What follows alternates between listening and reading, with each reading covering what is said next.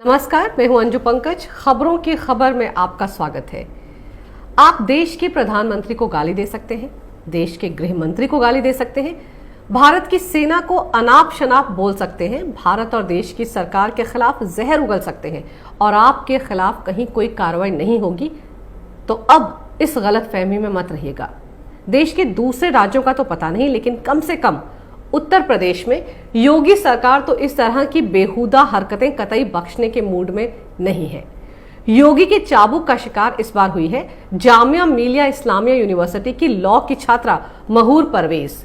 महूर ने भारतीय सेना के जाबाजों को लेकर सोशल मीडिया पर जहर उगला था और अब उसके खिलाफ उत्तर प्रदेश के खुर्जा में एक केस दर्ज कर लिया गया है।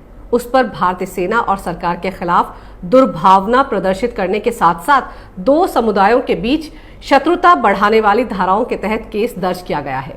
एडवोकेट प्रवीण भाटी की तहरीर पर खुर्जा कोतवाली में ये मामला दर्ज हुआ है।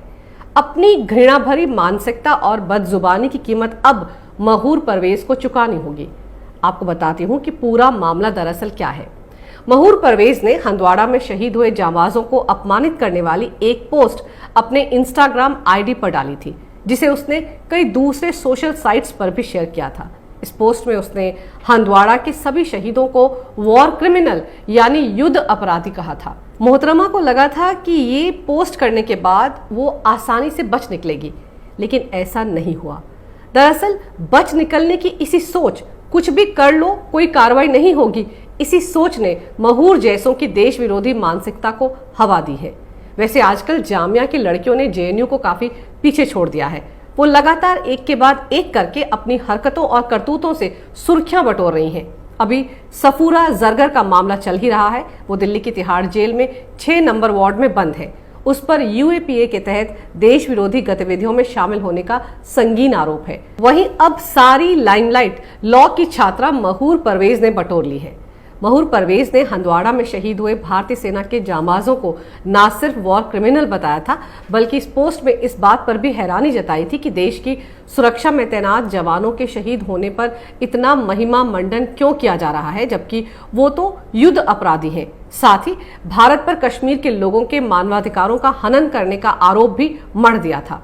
महूर ने इंस्टाग्राम के अलावा बाकी सोशल साइट्स पर भी इस पोस्ट को शेयर किया था। आपको दिखाती हूं महूर परवेज का ये ट्वीट।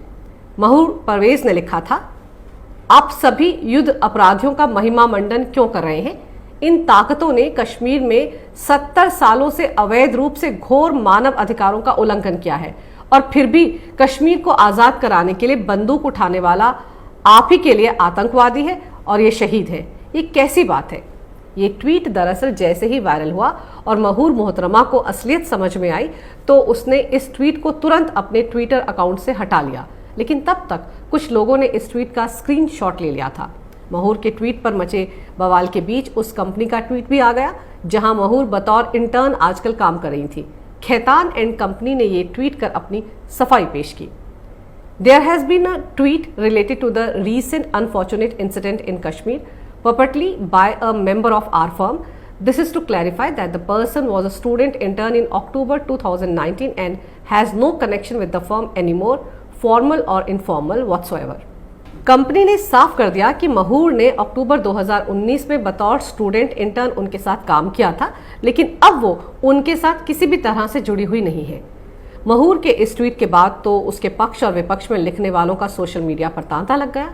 लेकिन सवाल ये है कि ये कौन सी बिरादरी है जो अपने अंदर देश के खिलाफ इतना जहर समेटे रहती है, जो जिस देश में रह रहे हैं, जिस देश का नमक खा रहे हैं, जिस देश के संसाधनों और रियायतों का फायदा उठाकर अच्छी और उच्च शिक्षा हासिल कर रहे हैं, वो इस तरह का जहर उसी देश के खिलाफ कैसे उगल सकते हैं? लेकिन महूर इस तरह की जहरीली सोच वाली इकलौती लड़की नहीं है। जहां वो लॉ की पढ़ाई कर रही है, वहां पर उसी तरह की सोच वाले छात्रों की भरमार है। सीएए के खिलाफ विरोध प्रदर्शनों के दौरान जामिया मिलिया इस्लामिया में कैसा झूठा प्रोपेगेंडा किया गया था, याद है ना आपको? कैसे कैंपस के अंदर से दिल्ली पुलिस के जवानों पर हमला किया गया था, फिर कैसे झूठ फैलाया गया था कि पुलिस के जवानों ने कैंपस में घुसकर लाइब्रेरी के अंदर छात्रों को मारा था। ये सारे वीडियो और इनके झूठे प्रोपेगेंडे की तस्वीरें हम कैपिटल टीवी पर कई बार दिखा चुके हैं।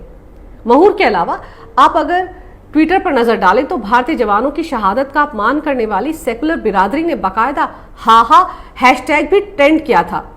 इन लोगों ने जवानों की शहादत पर जश्न मनाया था और तरह तरह की बिना सिर पैर की टीका टिप्पणियां की थी। ताज्जुब तो इस बात का है कि ये सभी लोग जो इस हैशटैग पर ट्वीट कर रहे थे, उन सबका अता पता भारत का ही था। कोई दिल्ली के जाफराबाद से था, कोई हैदराबाद से, कोई लखनऊ से, तो कोई कश्मीर से। हालांकि वो बात अलग है कि इनको करारा जवाब देने वालों की भी कहीं कोई कमी नहीं थी सोशल मीडिया पर। लेकिन सवाल ये उठता है कि ये लोग कौन है जो अभिव्यक्ति की आजादी का नारा लगाकर देश विरोधी बयान देने से भी बाज नहीं आते। जिस देश के संविधान पर इन्हें भरोसा नहीं है, जिस देश के लोकतंत्र पर इन्हें भरोसा नहीं है, जिस देश की सुप्रीम कोर्ट पर इन्हें भरोसा नहीं है, वही लोग उसी देश के संविधान में मिले अभिव्यक्ति की आजादी के अधिकार पर तो बड़ा भरोसा करते हैं। कमाल है ना। अपना देश विरोधी एजेंडा चलाने के लिए इन्हें अभिव्यक्ति की आजादी का अधिकार तो याद रहता है, लेकिन अपने कर्तव्य कभी याद नहीं रहते। अभिव्यक्ति की आजादी का अधिकार तो लेफ्ट लिबरल ब्रिगेड के लिए ही है। कोई दूसरा अगर इस अधिकार का इस्तेमाल करेगा तो उसका हाल वही होगा जो रिपब्लिक चैनल के मालिक अर्नब गोस्वामी का हुआ, नेटवर्क 18 के अमीश देवगन और जी न्यूज के सुधीर चौधरी के साथ जो हो रहा है। अर्नब ने भी तो अभिव्यक्ति की आजादी के अधिकार के तहत कांग्रेस के अंतरिम अध्यक्ष सोनिया गांधी से कुछ सवाल पूछे थे, लेकिन उन पर तो मुंबई समेत पूरे देश में 1000 से ज्यादा FIR दर्ज की गई। मुंबई पुलिस ने तो बाकायदा कई घंटों तक उनसे सवाल जवाब किया। भगवान जाने पुलिस वालों ने क्या सवाल पूछे होंगे और सवाल पूछने का मौका उन्हें मिला भी होगा या नहीं। खैर, ऐसा लगता है कि अभिव्यक्ति की आजादी का अधिकार तो बस टुकड़े टुकड़े गैंग, लुटियन और खान मार्केट बिरादरी को ही है। इसीलिए मीडिया पर हमला होने के वक्त अभिव्यक्ति की आजादी का झंडा बुलंद करने वाला ये गैंग कहां लापता हो जाता है किसी को कुछ पता नहीं। लेकिन खालिद, उमर, कन्हैया, शर्जील इमाम का बचाव करने वाला ये लुटियन गैंग पहले सफूरा जरगर के लिए छाती पीट रहा था और अब उन्हें एक और नया गुर्गा मिल गया है। जल्द ही महूर के लिए भी ये जमात स्यापा करती नजर आएगी। अब इन्हें एक और असाइनमेंट जो मिल गई है जहर उगलने के लिए। अब तो ये लोग चौतरफा अभिव्यक्ति की आजादी का तराना गाएंगे। दरअसल इस देश में देशद्रोहियों, देश के खिलाफ बोलने वालों को यहाँ पुरस्कार देने का रिवाज है।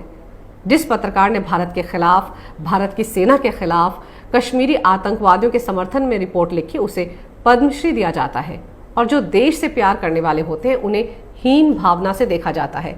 जो लोग आतंकवादियों को मासूम बताते हैं, लोगों को भूनने वाले, बम धमाके करने वालों को शांति दूत बताते हैं, उन्हें आदर, सत्कार और पदोन्नति दी जाती है।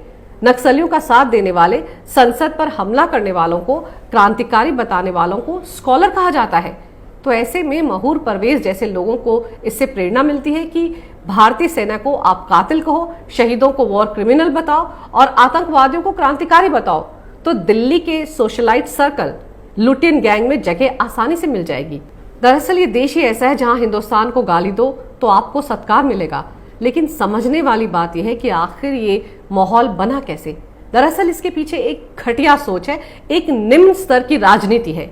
आपको याद है ना, JNU में देश विरोधी नारे लगे थे, भारत की बर्बादी तक जंग रहेगी, ये भी कहा गया, भारत तेरे टुकड़े होंगे इंशाअल्लाह इंशाअल्लाह। इनके ऊपर तो पुलिस कार्रवाई हुई, लेकिन इन लोगों को आज तक सजा नहीं मिली है। इसके पीछे की कहानी भी समझना जरूरी है। जैसे ही JNU में नारेबाजी हुई और जब बवाल मचा तो सारे लीडर्स लाइन लगाकर JNU में खड़े हो गए।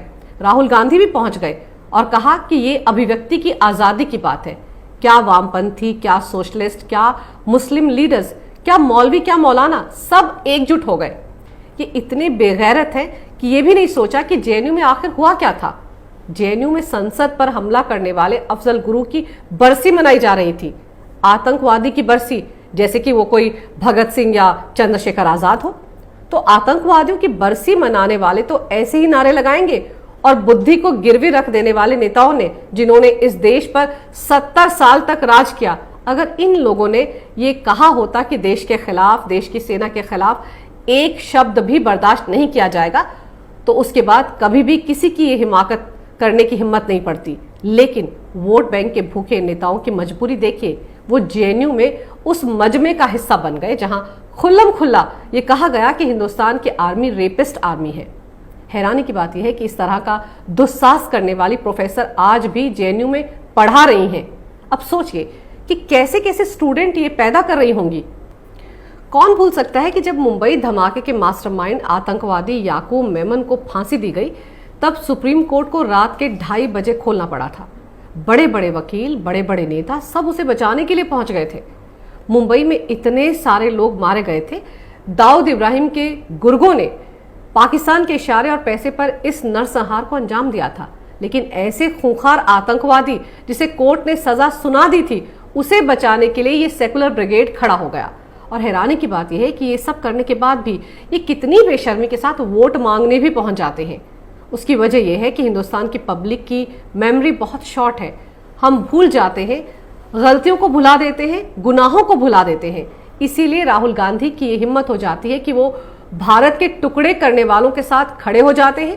केजरीवाल ये कर पाता है कि वो देश विरोधी नारे लगाने वाले कन्हैया और उमर खालिद की फाइल पर सालों बैठा रहता है, और इसीलिए महूर परवेज जैसी जामिया की छात्रा शहीदों को वॉर क्रिमिनल कहने की हिम्मत कर पाती है।